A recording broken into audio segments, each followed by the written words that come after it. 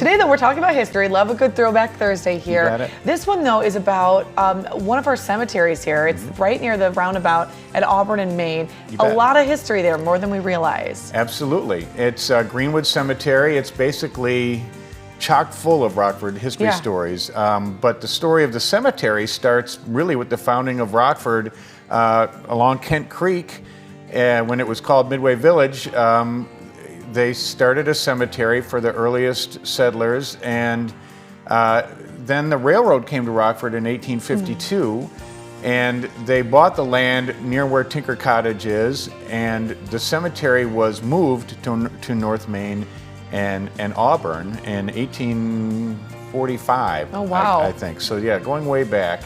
And the Tinker family are two of the prominent people buried there, as well as we mentioned a couple weeks ago the story of Julia Lathrop. She's buried there. There's James Henry Breasted, who was the first American Egyptologist and helped lead the expeditions to discover the tombs in Egypt. Oh, wow. He's buried there with a big Egyptian granite headstone that's pretty neat, comes all the way from Egypt.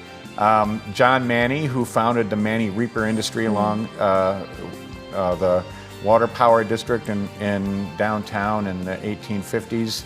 He's buried there. Howard Coleman, who started Barbara Coleman, is there. Jesse Barloga, Rockford's most noteworthy architect, is buried there, along with veterans of every war except for the recent Iraq and Afghanistan wars are buried there, including 529 Civil War veterans and 1 Revolutionary War veteran. I didn't realize too that it was that large. It always looked small as I'm driving past there. Yeah, right. So why do you think that it makes such a difference here in Rockford, the impact of having that here? It's just a great place to see all of Rockford's history in one place. It's a very park-like setting. They've done a lot of renovation. They have a new sign out front near the roundabout. They took down the fencing, and they're underway. There's a very architecturally significant chapel designed by, the architect's name is Gay. I can't remember his first name at this moment. Yeah. But it's a significant chapel, and they are raising the money to try and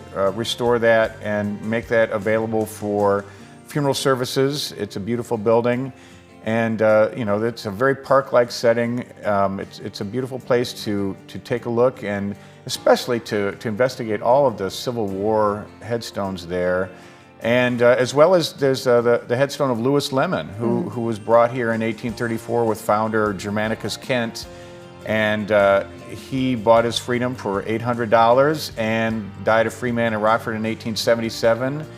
His headstone says, born a slave, died free, founder of Rockford. And so it's just a great place to learn a little bit about Rockford and remember some of our great history stories. Now, is this a place where they want people to come and walk through and to learn? Absolutely. Okay. Yes. I didn't realize that. The Board of Trustees there has done a lot of work to improve the cemetery, and they want to highlight all of the notable figures that are there. Well, we appreciate you coming on. Anything in your research that you feel like you'd want people to know? I know you work hard on these.